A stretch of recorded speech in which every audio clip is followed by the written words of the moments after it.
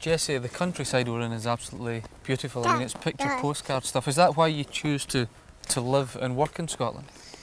Aye, well, it's my home, you know. So I feel that if I'm here and I'm surrounded by the right kind of things, then I'll come up with the most original ideas without any outside influences. I mean, what kind of environment is it to work in? Is it quite a calming place to work, or Oh, what? aye. Well, you know what it's like, Billy, when you're among studios and in video places and that.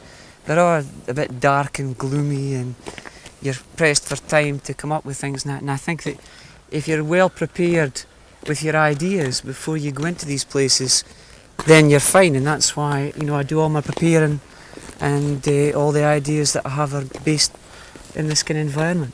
I mean, you're quite a distance away from the airport and the big cities, even in Scottish terms. Does that make it any kind of disadvantage for you?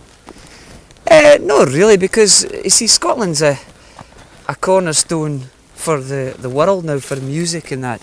And so, I mean, with video and everything, you can be where you want to be now, and sort of transmit your songs and your images all around the world. And yes.